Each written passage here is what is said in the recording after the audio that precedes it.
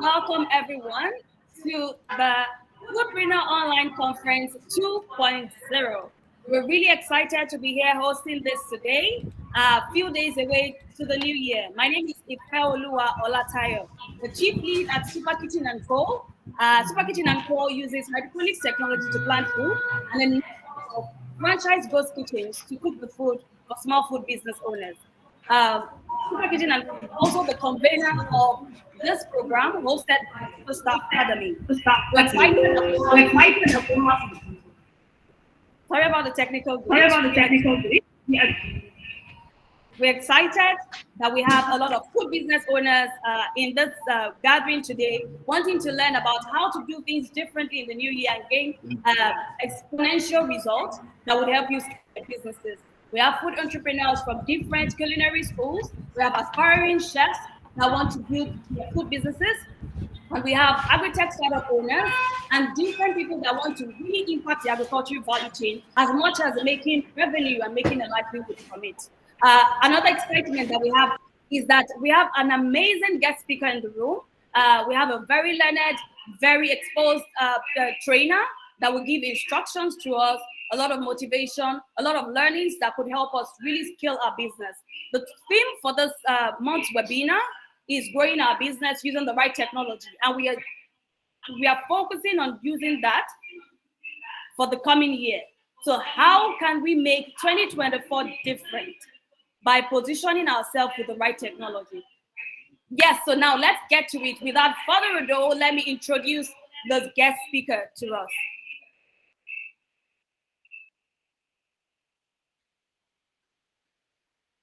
So as I introduce Mr. Martin Tajan Musa, our speaker for today, he is a trainer, a thinker, an innovator, and a social entrepreneur.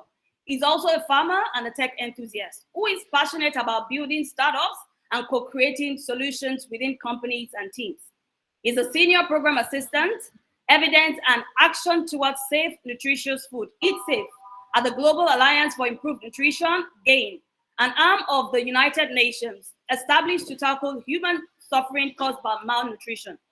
Mr. Musa also currently serves as the Business Innovation and Partnership Manager of the Agricultural Fresh Produce Growers and Exporters Association of Nigeria. While acting in these capacities, he has his focus on the management of products and projects to solve problems on the agricultural value chain and majorly for the agri-tech sector. Mr. Musa loves to combine his problem-solving skills and his passion to build a better world through agriculture, through technology, and social care.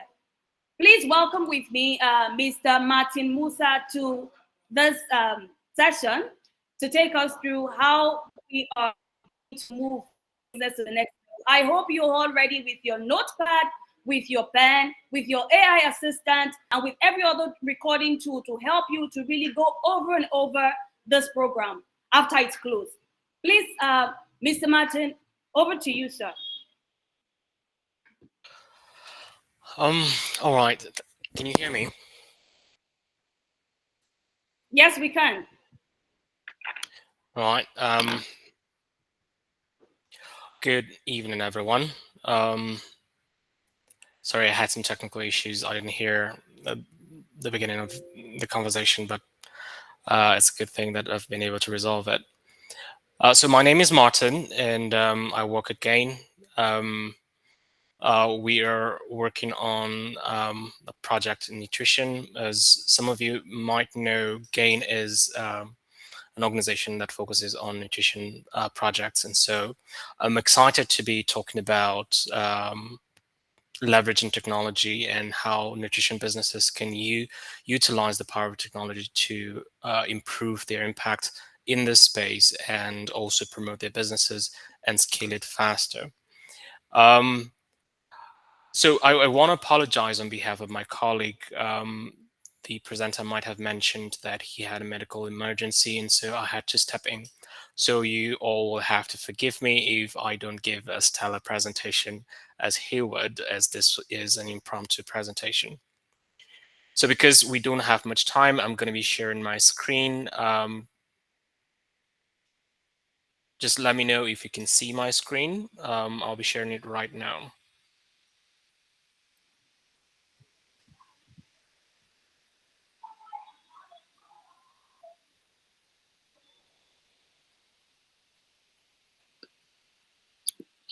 Can you confirm you can see my screen? Yes, we can. Right. So let's get started then. All right. So I'm assuming that if not all, majority of the participants here are in the food business. Yeah. And if you aren't yet, you're probably thinking about starting one. And from the little conversation I've had with Super, I understand that they run a ghost kitchen business model. And it's quite interesting because that particular term is kind of new to me, and I find it quite interesting. And I understand that they're building a network of entrepreneurs who are going to be utilizing their services to scale their operations without incurring a lot of costs. And so today we're going to be focusing on how you could utilize technology to do just that, as well as leverage what Super is offering. So in our introduction, we want to look at how businesses like yours and many other players within the nutrition space are playing a vital role. If we look at the statistics from a general perspective in the nutrition space, as well as in the SME space, you'd agree with me that SMEs in Nigeria, as well as in many parts of the world, contribute to over 70 to 80% of the economy's GDP. And because of that, there's been a growing interest in how to encourage more people to join that space. Now, in the area of nutrition, I would say that the attention in the area of nutrition just started growing in recent years when the concept of food safety and nutrition started popping up in many articles, literatures, and conversations, even now at the higher levels, like in government spaces. And you could see that happening in the just concluded COP28, where there were conversations around climate action, as well as seeing how we could merge climate action and nutrition in the same space. But particularly, my interest is in how small players within this space are doing. You'd agree with me that there is a growing challenge in growing small businesses, not necessarily nutrition businesses, but generally small businesses are facing generally high cost of raw materials, high cost of setting up their factory or setting up their places of businesses, or even getting licenses. A couple of days ago, I came across this video that was going around, and it was creating a lot of fuss around how the NAFDAC was busted about 240 fake labs that were making soft drinks and wine in a bar. And I kept thinking, how did we let this go wrong? And then a lot of people were contributing and commenting about how the system is so fragile and not consistent, and it's making it impossible for people who want to run legitimate businesses to actually get the kind of licenses they want or need to run their food or nutrition businesses, or even get started in the first place. And I agree with you. um, Most of these businesses who run illegal operations probably started like you, wanting to run legitimate businesses, but they were thwarted by just systems that aren't working anymore, or never worked in the first place. And so we have these challenges, and then we think about the economy and how inflation has caused a lot of raw material price to go up, and then we have lack of knowledge, technical know-how that many businesses face in order to start and run their businesses successfully. And then we've got limited access to some level of technology. And so when I say technology, I'm referring to any kind of form of technology that could help you get started, operate, and even scale your operation. So we're looking at from equipments, machinery, as well as computers and internet facilities that could be possible for businesses to utilize to run their businesses. So these are challenges that are facing many, if not all, of businesses, especially those who are running nutrition businesses. While it is our desire to see how we could help businesses to figure out how they could navigate this bumpy road or even this uh, treacherous waterways, I would say that a lot of this work has to be done by you, the entrepreneur. So our job is just to show you how to get to certain destinations, but you're going to have to take yourself to those destinations yourselves, which is why I'm excited that I'm seeing a lot of you joining programs or webinars like this to learn and figure out how to get things done right, as well as network among your peers to see how you could leverage on uh, existing knowledge and know-how that your colleagues already have. Statistics, according to this information, shows that only 30% of small businesses in the food sectors are using technology to improve nutrition impacts. This is very true. And because of that, it is becoming more and more difficult to scale, seeing as the whole world is getting very, very technical. And if small businesses like yours do not adapt fast, you might be left out or left behind. And that is not a very pretty place to be, I must confess, because I've been in business before joining the development space. And even though my businesses are still running in the background and I'm still overseeing them, I still try as much as possible to see how I can leverage technology as much as I can and learning as new technologies pop up every day.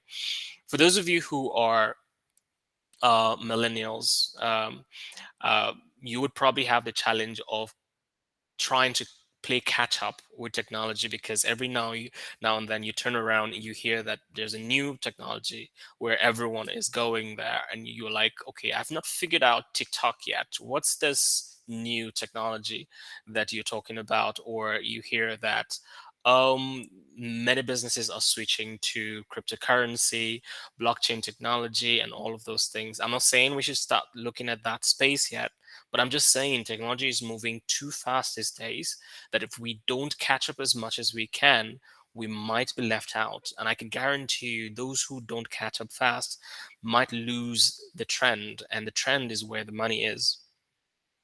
Now, what is the role of technology? So, depending on the type of technology, I would say that you want to incorporate into your operations. And don't get me wrong, there are tons of technologies out there, and then you want to be very careful how you choose the ones that you want to use. For instance, I'm a BDSP, which is a business development service provider. And when I speak with businesses and talk to them about how they could design their business model, and we're looking at the business model canvas or lean canvas, or we're looking at how their business plan is going to look like. And I'm saying, are you thinking about moving online, or you want to stay brick and mortar for starters before you want to incorporate technology much later? A lot of them would want to say that I want to start with a website and all that. I want the whole world to know that I exist. And then I say, who exactly are you targeting? You might just need Facebook page for that. Or if your audience or your customers are people within a specific geographical location, you might want to consider a brick and mortar because of proximity. Because if you want to leverage technology, you want to really do your homework, and your homework is your research. You want to research who you're working with and who you're serving. And depending on who these people are and where they are located, as compared to where you are located, the type of technology you're going to be using to reach them and hold on to them vary. So let's say Super, for instance, we're currently using technology to reach all you all. And because they understand that they need to reach people like you, and so they are employing Google Meet or Zoom, depending on whatever technology that they want to use to organize these webinars. They understand and they've done their research and they know how to get you to one location where they can serve you. And so I will throw it to you and say, what kind of business do you run? And how exactly do you want to offer this value to your proposed customers or consumers? This is where you're going to have to think entrepreneurially and figure out how technology can help you. But in general, we will agree that technology can help in reducing the cost of the raw materials that we use for our products and produce, as well as access to the kind of knowledge and expertise that we can utilize to make our operations run faster, as well as improving access to the market. So, for instance, there are nutrition businesses who are strictly into product development. So, say for instance, you are producing Tom Brown, for instance. You're packaging it and you need to put it on shelves. But then at the same time, you want to leverage technology, and so you want to leverage e-commerce. So you probably want to go to Jumia, Konga, Gigi, or whatever platform that you want to leverage to advertise your products. That way, you're expanding your market reach. Yeah.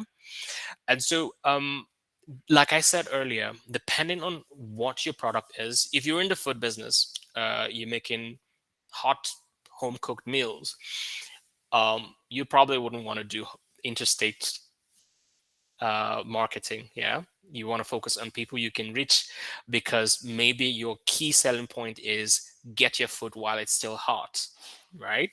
And so you want to look at proximity, and so you probably want to target people who are within maybe a 5 mile radius. And because of this, the type of technology you're going to be using or techniques that you're going to be utilizing to reach this markets will vary. Now, in the area of sourcing your raw materials, you have tons of social media platforms as well as e-commerce platforms where you could leverage to start sourcing. At the same time, you could also look for listing platforms where you can link up with businesses that offer these services, which is selling or delivering ingredients for your products, um, and you can utilize that. Now, you could also utilize or leverage on platforms like this or events like this to network. So I would expect that before the end of this program, some of you would put out your information on the chat and say, okay, hey, this is me and this is what I do. This is my contact. If you want to reach me or if you're looking for this particular item, I can do that for you, or I can provide this for you. This is how you network within platforms like this. And this is still leveraging technology. I'm hoping some of you are taking notes and already implementing that. Now, examples of technologies that you want to consider using, like I mentioned before, you're thinking about WhatsApp, Telegram, Facebook, Twitter, LinkedIn, and all the technologies that you know out there, and even those that you don't know. This is why you have groups like this, where you could ask, what is the end thing now? Depending on who you want to target, you need to figure out where they are crowded. So if I want to sell something trendy for the Gen Z generation, I'd probably go to TikTok and market my products. If I want to sell products that are more general, or I want to target millennials, I'll probably go to Facebook because most millennials are still using Facebook. If I want to sell professional products, maybe you want to do um, home cooked meals for professionals. So you want to target bankers, people who work in big offices. You probably want to go to LinkedIn and put out your profile and say, okay, hey, I do this and I want to serve your company as a workforce nutrition person. In other words, I want to serve your staff. And so you could schedule an appointment with HR or whoever contact person you find on LinkedIn and say, okay, I want to come give you a pitch on what I can offer, and you all can place an order via my platform, which is in this case could be WhatsApp. You have a WhatsApp group and people can just place an order on WhatsApp and say, okay, yeah, can I have this, or you could just share information about your menu and people can pick out from and all of that. Now, I'm trying to be a little bit specific because we're talking about food here, but then it doesn't really meet the applications of this technology depending on who you are targeting. So you could be selling or making packaged products, and maybe you're thinking, how do I get this on ShopRite? Maybe you don't need to get to ShopRite. Maybe you just need to figure out how you can get your products on Gigi or Konga. And lucky enough, all these platforms provide good tons of information on how to get online on their platforms. So if you don't know how to navigate these platforms, you could find who can for you. This is another aspect of leveraging technology that I want you all to think about. One thing you should be looking at for is where your strengths lie. Now, some of you may be experts in the kitchen or in a factory where you make your products, but when it comes to technology, maybe no. So you probably want to look at someone within your team that can do these things and see how you could support them in learning new skills so they can become more useful in that area for your company or business. Or you could also consider leveraging on freelance services. Now, this is something that very few people do, and I don't see it. I don't really understand why people don't do that. There are tons of young people out there who are looking for jobs or gigs that could give them some quick buck here and there. And then you are someone who may or may not be able to afford a full-time staff who would manage your social media handles or even put your products on e-commerce platforms like Jumia or Gigi. What you could consider doing is going on platforms where people post their skill sets, or a platform that allows you to hire someone virtually and get them to do these tasks for you. Now, I may not be able to provide you links for platforms like that, but I believe that over time we should be able to make some arrangements. Maybe Super would put a list of platforms like that where you could get and hire people who could provide such services for you in the area of leverage of technology. And so I would encourage that while you think about how you want to leverage technology, like I said earlier, try and think about what kind of technology will work for you and how you really want to use it. Do you want to use it for sourcing your raw materials? Do you want to use it for selling your final products? Or do you want to use it to network to get strategic partnerships that are going to work for you? Now, one amazing thing that technology can do for you is to not only sell your products and services, but also link you to finances. Now, there are certain companies or fintech companies that are looking for businesses who have figured out how to manage the books or do whatever it is they're doing really well, and they're willing to finance them. Technology allows you to communicate with these individuals or companies and access those kind of finance. Now, looking enough here at Gain, particularly the SBN, which is the Sun Business Network, so for as part of that network, we are currently working on an investment compendium that catalogs financing and funding opportunities that are available year round for businesses. And hopefully by next year, we're going to roll it out and make it available for members within our network. Now, when you have access to such information, you will be able to access whatever information requirements that a business needs to have to access these financing opportunities. Another way you could think about leveraging technology is how you present your products. I always find it, I don't know what word to use to describe how I feel when I look at an e-commerce platform, say for instance Gigi, and then I see people holding products on their hands and using their mobile phones and taking a picture and just saying, "Hey, come and buy my product." If you go to Amazon, you don't see something like that. If you go to big tech company, e-commerce companies, you don't see stuff like that. I want you to consider learning a skill on photography and how you could take product pictures.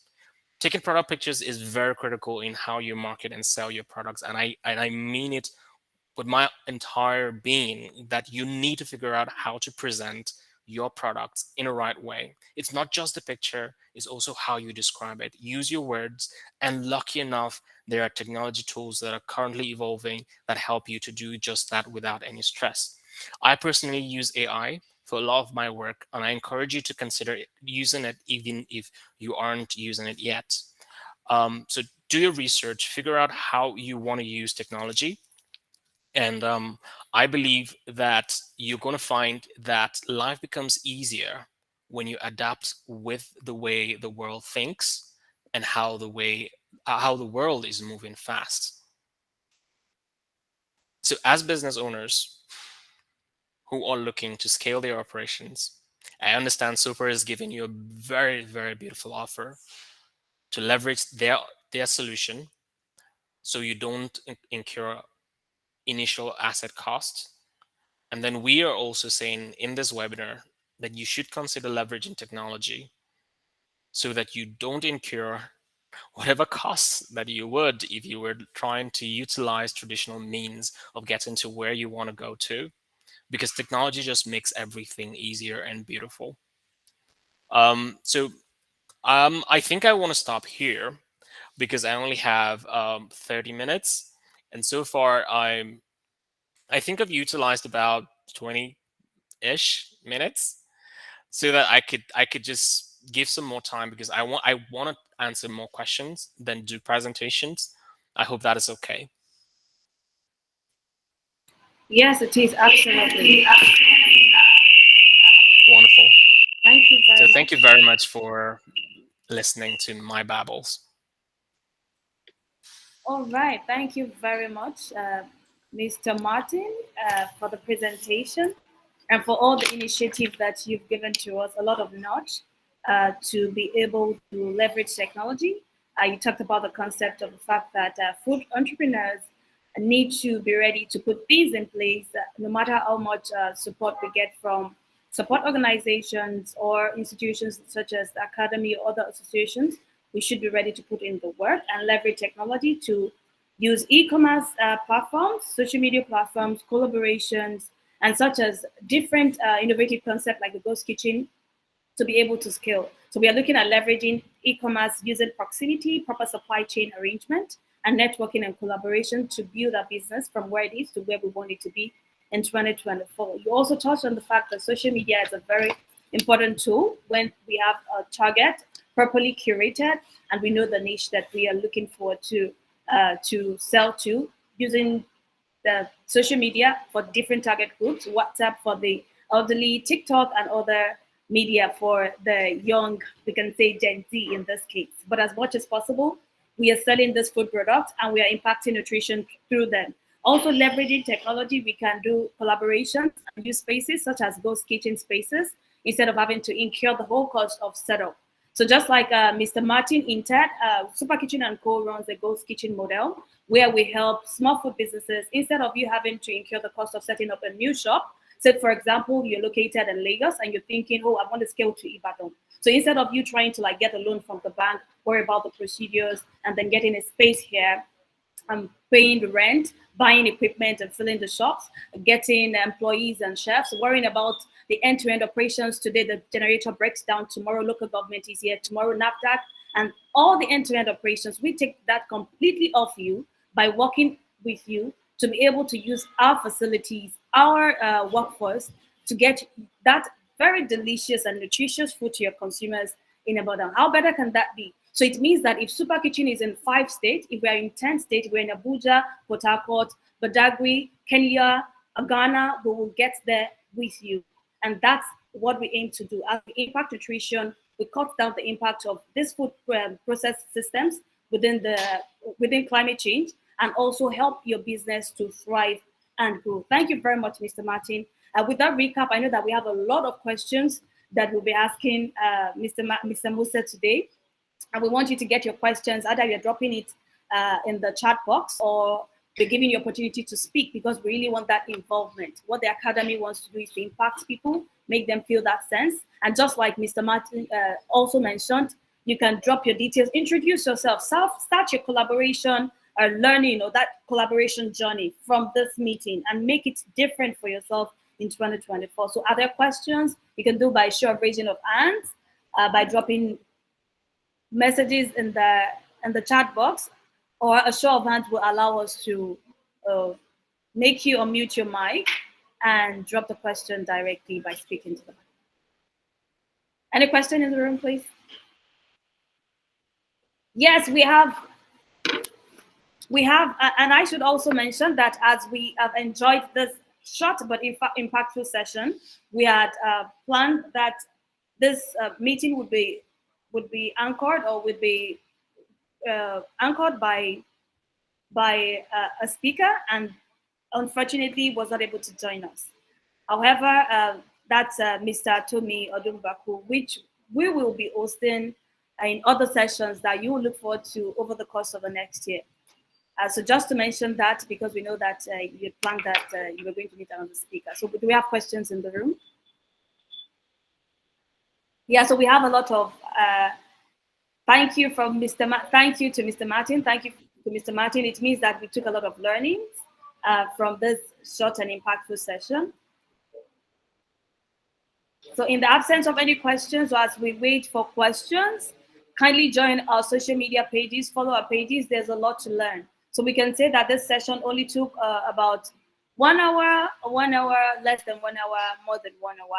But as a journey, yes, so I'm beginning to see questions. So please keep bringing that in. So as a journey, we know that if you're part of our network, you learn a lot. So joining our social media pages is just to show that you're, but joining our WhatsApp group and our Telegram group is the academy where we put a lot of other documents. So behind videos and opportunities like conferences like this, we also have a lot of written materials that are for food business owners, chefs, culinary directors, people in the culinary space, F&B directors, that you can learn how to create SOP for your businesses, how to do normal proper licensing, and every other detail you need to know to be able to take your business from just being small to scale.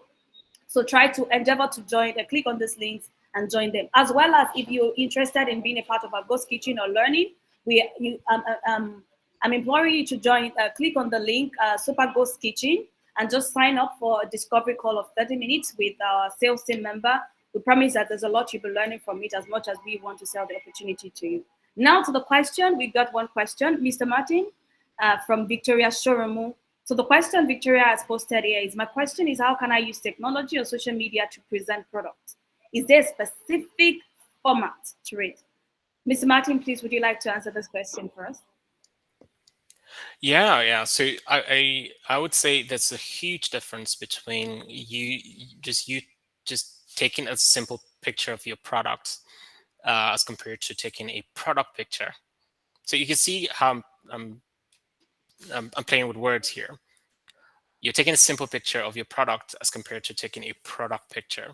These are two different things. The first thing is you're just using your camera, whether it's your phone or you're using a digital camera to just put your product anywhere and just take a picture.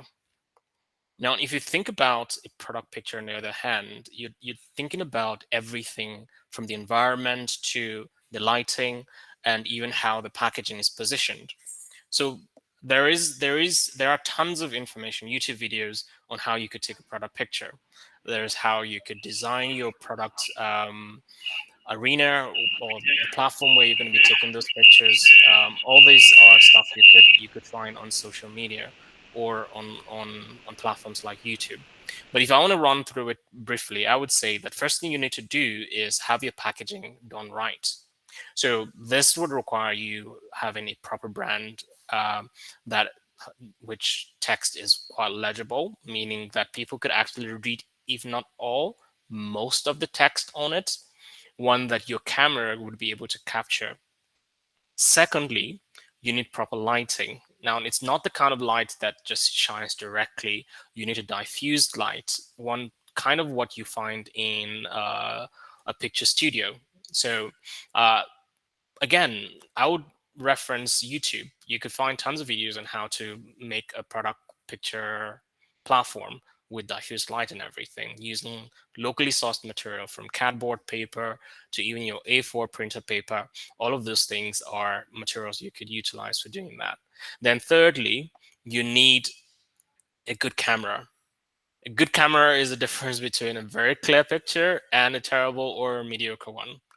When you have these three things combined, your label or package, well packaged products with legible text on it, you have your proper lighting with the environments that you want to take the picture in, and then you've got your very good camera phone or a good camera. I think that you're on your way to having a product picture. Now, after you have a product picture or in the process of making your product picture, make sure you're capturing the labeled area, so that, like I said, make sure that the text is quite legible, and make sure you don't use words that are conflicting with the text. I've seen labels where people use text that are disappearing in the background, like you've got a background that is conflicting with the text's color. So make sure you try and be intelligent about how you design your labels. Make sure that when you take a picture of it, people can actually read those labels. If possible, if you already have registration with NAFDAC, make sure people can see that NAFDAC registration on this label. Now, while I'm saying this, I'm not saying that if your label is quite small, you should focus on the label and forget the entire product. I'm saying try as much as possible to capture the entire product so your customers would know what to expect. I've seen situations where people put up products online and you hurriedly buy it because you are excited to see what you're looking at. And then by the time it arrives, you're thinking, this is not what I ordered for. But unfortunately, it's probably because the lighting was wrong, the setup was wrong, and the picture itself was wrong. So I don't want to take too much time because this is an entire course on its own. Um, so in short, yes, there is a very good way of taking proper good product pictures. And when you come to social media and you start putting out pictures like this, don't just put a picture there and just say, look at this, come and buy it. No, think about a story that comes with that product. Are you having this problem, or do you have a craving for this if it's food, or if it's just tell a good story that communicates and just syncs with your consumer. You want to connect with your customers to be able to get them. Majority of people buy emotionally. I mean, most purchase decisions are made based on emotions. You all agree with me. If you don't have a list, most women go to the market with a list because they know that in the market a lot of things can go wrong. Like your entire list in your mind will vanish as soon as you start seeing products on the shelf. And so a lot of people make emotional decisions when they go to the market and they want to connect to a product or brand before they make a purchase. And that is your target. You want to connect with them. And utilizing social media, no matter how good you are, if you don't have the right picture, the right story, you may be preaching to choir that's not listening. So, yeah, I would say, just so I didn't take too much time, that's. I hope I've been able to answer your question. Thank you very much, Mr. Martin. Thank you very much for that. That was a tact response, and obviously Victoria Shoremo got the advice correctly. So there was another question dropped. This is from Okoyemi Osho, and that is, thank you, Mr. Martins. My question is, are there specific technologies for food business niches? For example, providing packaging materials to food business. So I want to understand that you want to connect with packaging companies that you could procure your packaging materials from. If that's your question, then sure. I mean, if you go on Google and just search using keywords, this is something that most people don't realize, that using keywords are very important in your research. And so you want to learn how to utilize keywords to do your research. Whether you're looking for a potential supplier, or you're looking for a potential customer, or you're looking for any kind of partnership, really, utilizing the right keywords could get you to your desired results faster than you could imagine. So if you're trying to ask for whether there is a platform where you could procure your packaging materials, then yeah, whether you want to source in country or you want to source abroad, I would say for most people, most businesses who want cheaper alternatives, they probably would go to platforms like Alibaba or AliExpress to source their materials. But I know that there are quite good companies in Nigeria that could produce packaging materials for you. I cannot say that I have their contacts right now, but like I said, at SBN, we're trying to build a catalog of businesses that we could make available to the network in a directory format where you could just go on the platform and just say, I'm looking for this. And then you've got information about businesses within the network that are offering such services. But like I said, try as much as possible to utilize and leverage on opportunities like this, like events like this, to just share what you do. I can guarantee you, as soon as someone, just one person just says, hey, my name is so and so, and this is what I do. If you want to reach me to get this, you can reach me here. I can tell you almost certainly that most people are going to join in a response and also make the same kind of introduction. And when you have that kind of information, make sure you copy as many as possible and put in a document on your systems so that when the time comes, you would know who to contact. At the same time, organizers of events like this could also have this information. So as many events that you've attended, try and reach out to them and say, okay, I'm trying to look for this. Or if you're part of a WhatsApp group where businesses like this convene, I would say find out from them. You might be surprised at how many businesses that can help you source what you're looking for. Thank you. Thank you very much for the apt response. So, Mr. Martin, there's another question from Favor Robert. I have heard of the ghost kitchen model before, but my fear is how safe or how secure is my recipe in the hands of the handlers of the ghost kitchen?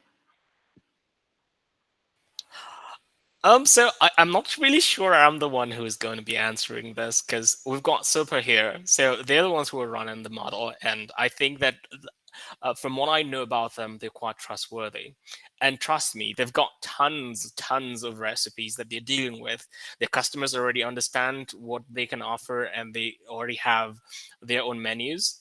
And so I think that when it comes to your recipe, I think they're in good hands. Um, well, at least I think so. I'm pretty sure they're good people. So I think that the first thing you want to consider doing is giving them a shot because you can never know really. You could try providing some generic recipes and try them out with it, and maybe keep your secret recipes for starters until you can be sure that these guys can be trusted. But I can vouch that these guys have been in with the SBN network for years now, and we've been doing business with them, and I can vouch for them. Um, uh, so yeah, I would say that your recipes are pretty safe in their hands. But even big companies like Google, you cannot guarantee 100% that your information is safe with them. So you could find a disgruntled employee who is having a beef with what's her name, and she decides, okay, I want to ruin these guys, and so they decide to go start their own business, picking out the recipes. I'm not trying to scare you, but I'm saying that a lot can happen.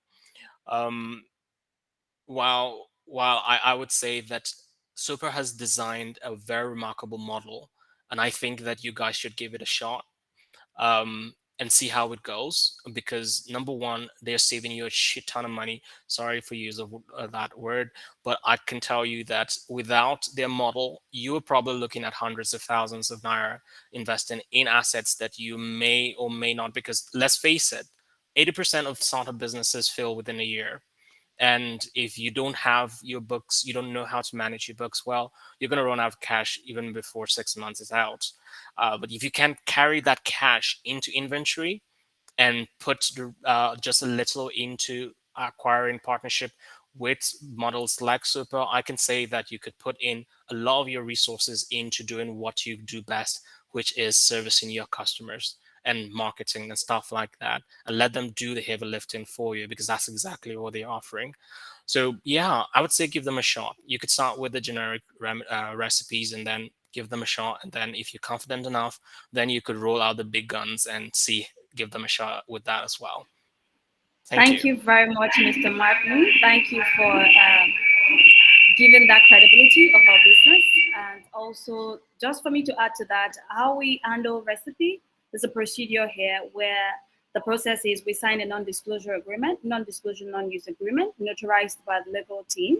So you're very certain that you're dealing with a company that would definitely protect your intellectual property, your proprietary information, because that's majorly what we do. So we make sure that we protect that credibility by you signing that NDA.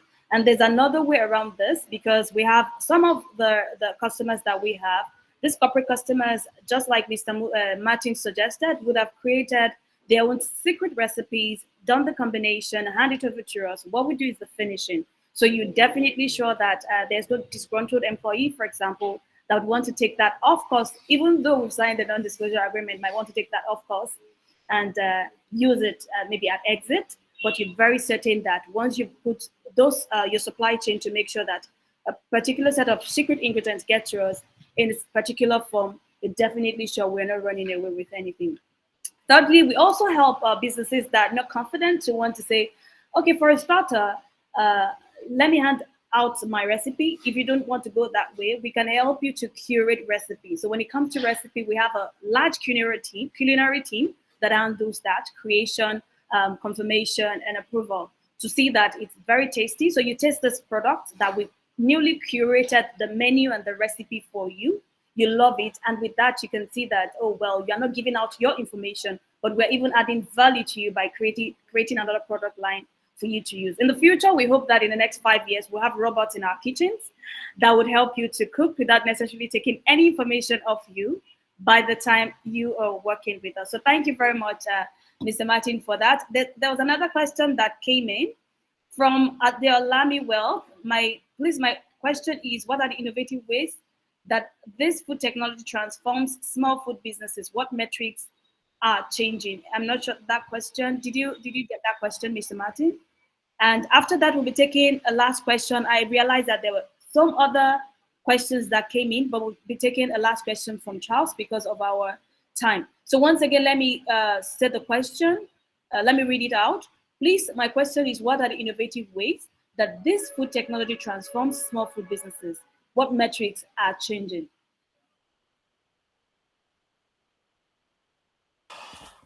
So one of the things that Thomason actually wanted to focus on was data. And I think it's something that small businesses ignore a lot, and even big businesses, especially in Africa, we ignore data a lot. And what I mean by data is information you can gather from convenience, from communicating with customers, and basically information that are available everywhere that it can influence your decision making. So when it comes to technology, I would say that it depends on how you look at it really, and the tools that you're trying to utilize to get your business going. So whether you're using social media, or you're trying to build a website, or you are trying to leverage AI technology or even blockchain technology, maybe you want to start accepting cryptocurrency for purchases in your own outlets. All of these are technology tools, but even if we don't focus on online technologies, we could come back home a little bit and think about how we could leverage other inventions or tools that are available to us. So, for instance, you want to run a kitchen, and you instead of buying piston and mortars and getting some heavy duty guys who look like bouncers to compound your yam, you could just consider using poundo yam and the mixer to make things easier and faster, cleaner and more hygienic in your kitchen as compared to. I've been to kitchens where I regret ever going to the back office, because it's usually innocent when you're in front and you just order food and it just comes out clean on the plate. That is, if the plate is clean and safe. But then when you go to the back end and see where the operation is happening, you see hefty guys who are sweating, who are responsible for pounding the pounded yam you just ate, and I'm like, oh my god, I just ate someone's sweat and all that. You're thinking, how can we make this better? So the whole point of technology is how you could make things run smoother, better, faster, and more efficient. So in terms of metrics, that word exactly links to data. How much information do you gather on a daily basis that are informing how you run and make decisions within your business or company? I think it's something that most businesses really need to think really about. And this information are everywhere, from social media, what's the trend, and what are people talking about. For instance, lately, people have been talking about food safety. I don't know what happened, but a lot of people have been popping up with stories about how people are using poison in food and all that. And with that, you could use that information and curate your own marketing information, and just start talking about how your processes are, that there is no chance you could be poisoned. I mean, Super Kitchen could just say, I know you've heard about poisonous food, but I can guarantee you any food that comes from SOPA is definitely safe. You could even get a celebrity to endorse that information. That is marketing, and it came from information that you're gathering from trend and what people are talking about. So if you think about the numbers, how many people are talking about it on Twitter, right? It becomes a trend. You use that information to create your new marketing gimmicks and all of that. And then you think about how do we make our processes more efficient? What kind of equipment can we acquire or procure that will make our processes or our product even come out really nice? I mean, like if you pound your yam and there's some bits and pieces in it, it's not very smooth and all that. People were like, okay, yeah, this guy is the quality of your pounded yam has gone down a little bit too. But when you switch to poundo yam, I know there's a given. I mean, like, of course, some people would say, okay, fresh yam is tastes better and all that. It's all about taste, yeah. But when you think about the kind of technology that you could utilize to roll out 200 rolls of pounded yam as against the 50 rolls that two guys can pound in one day, that's more customers, that's more profit on all that. So, like I said, utilizing technology depends on how you want to use it, who you want to use it for, and what you want to use it for. Thank you very much, Mr. Martin. Thank you. So the question from Charles, people talk about automation a lot. How does automation actually help food businesses? Is it only in marketing? I think I touched that a little bit in my just concluded um, response, yeah. Because I talked about buying machines in your kitchen or your factory that enable you to roll out more products within a short amount of time. It just improves efficiency, right? So if you're looking at how you want to automate how you make sausage, I don't know if there's anybody doing sausage here, but I think that that's an industry that many people should consider going into in the nutrition space, whether you want to do chicken sausage, catfish sausage, or even pork sausage. Heck, all kinds of meat could be turned into sausage. So let's say you try and save up or even get a loan or investment, and you get full equipment like an entire um, chain for your production, where everything you just throw in the meat and then it rolls out and then you're packaging everything over there and all that. So that's automation proper, like machined automation. When it comes to marketing and information generation, I think that automation has gone crazy over the past 2 years with AI coming into place, where you could literally roll out a marketing campaign for the next 60 days with a click of a button. ChatGPT has made it easy for everyone these days that you could just enter, I need a marketing campaign for 60 days on ChatGPT, and I can tell you that it will give you within 1 minute marketing campaign for 60 days. You should give it a try. I mean, information, even poster you want to put on social media on a daily basis, you don't even have to hire anyone to do that anymore. You don't even need special training for that. You could automate your entire processes. And platforms like Hootsuite, for instance, you could automate how this information are put out there. I mean, put it on a timeline where as soon as it hits 12 o'clock the next day, it just pushes it out there to your mailing list or on social media and all of that, on your Facebook page and all that. You just automate these processes. And the beautiful thing is YouTube is there to give you all this information on how to do all of these things without having to spend too much money. I don't know why people go back to school, because the school is online. Everyone is learning new skills. I mean, I could learn how to teach someone how to drive a spaceship just by watching YouTube videos. That's how amazing the internet is. And I encourage you all to leverage that technology. Amazing.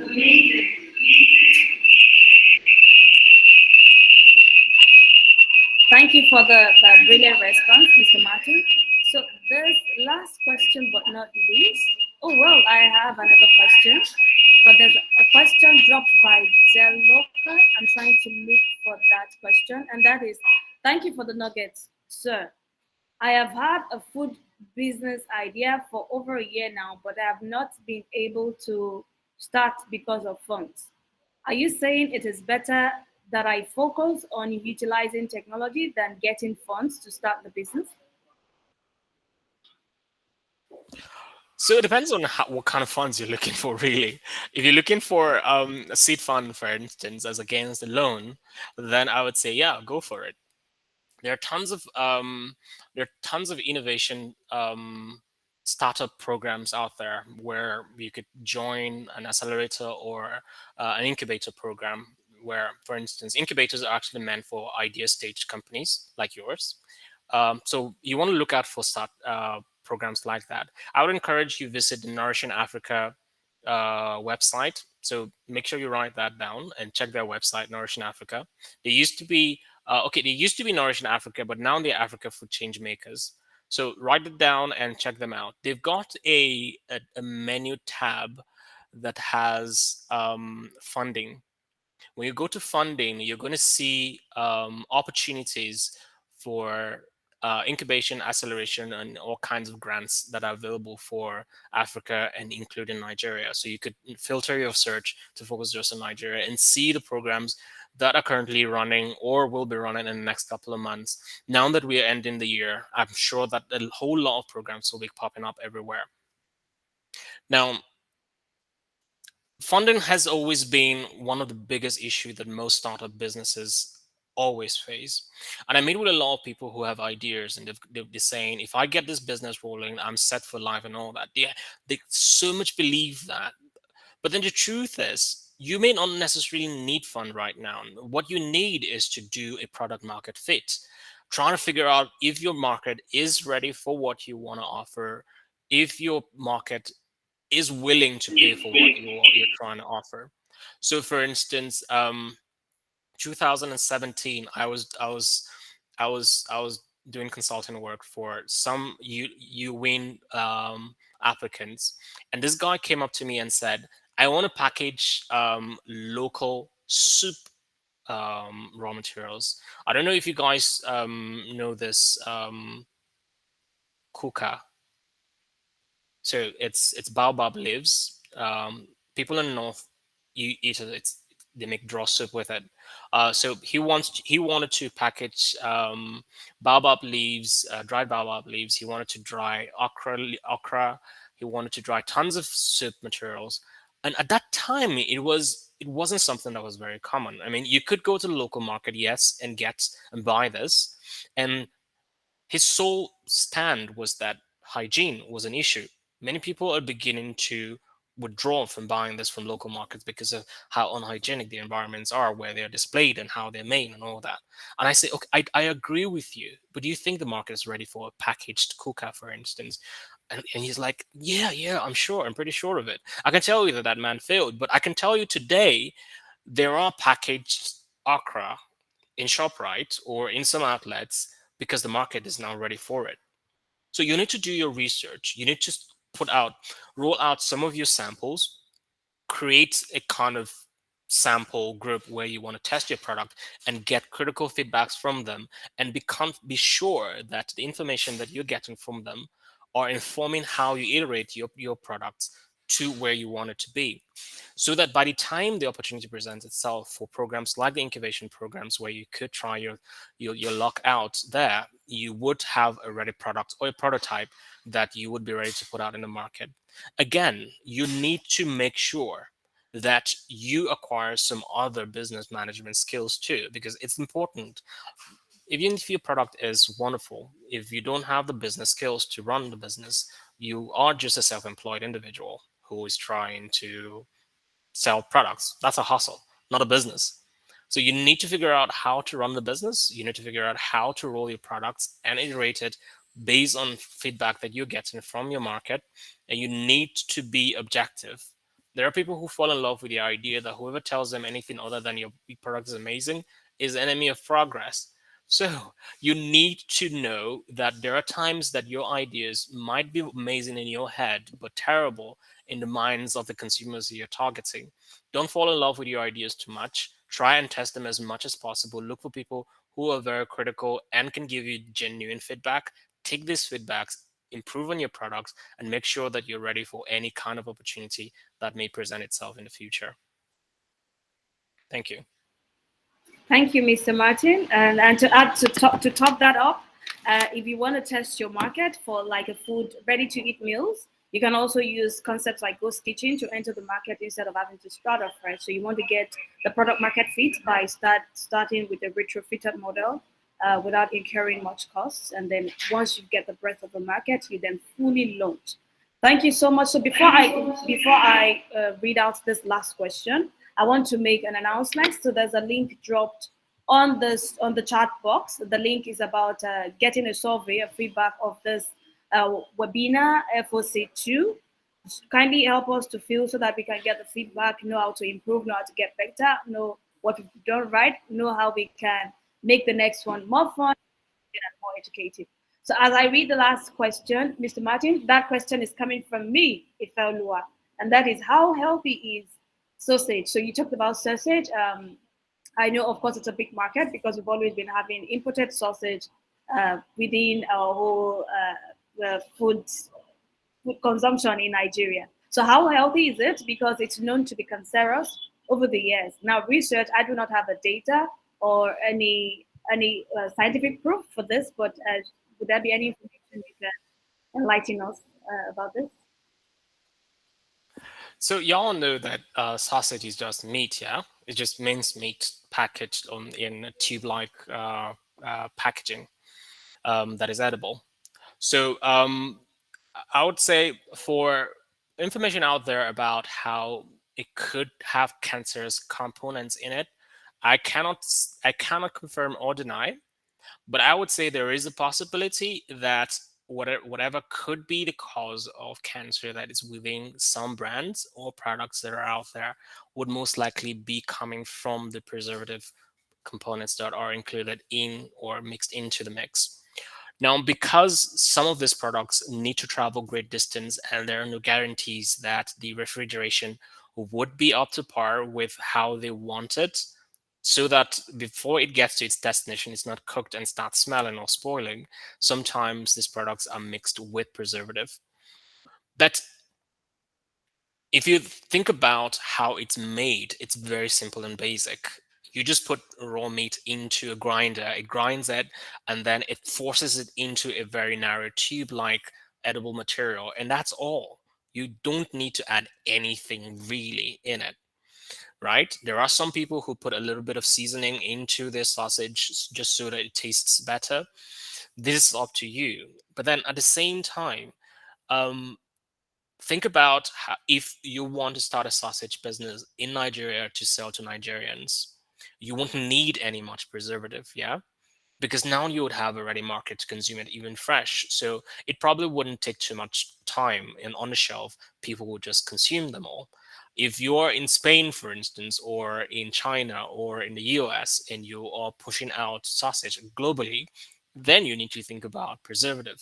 This is where the problem is, because sometimes some of these chemicals that are utilized mix up with other chemicals, probably temperature during transportation, and they become very harmful to the human body. So all of these are things to consider during your research. If you're thinking about starting a business like this, how do you make your food safer and more nutritious for your businesses? Because that's what SOFA is trying to promote. How to get small businesses to join them in this space to promote safe and nutritious products in this market that we all are consuming from. So, yeah, I would say give it a try if you want to. Make sure you do your research, gather your data, make sure you don't put harmful components in the name of preserving your product at the expense of your consumers, and just try and be safe and promote safety out there. Thank you. Thank you very much, Mr. Martin. Thank you so very much. It's been value for our time.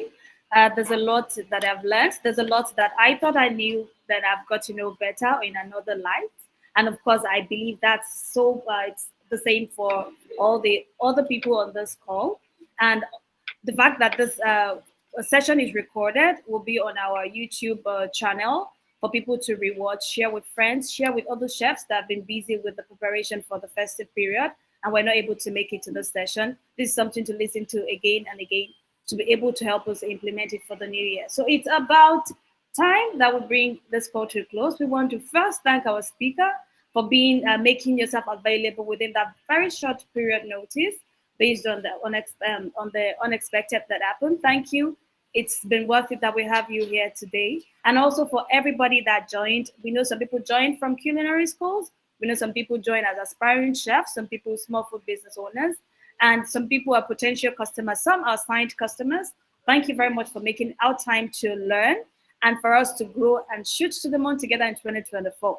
We hope that FOC2 has been fulfilling, just like FOC1 was, and that we all need to look forward to the next FOC, that is Foodpreneur Online Conference 0.3 next year.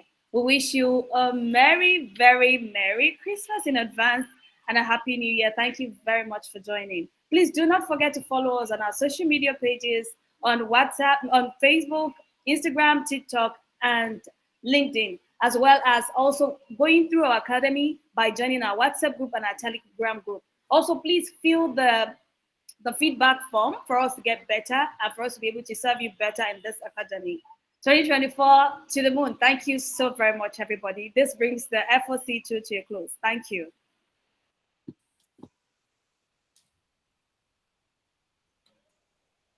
Bye, everyone.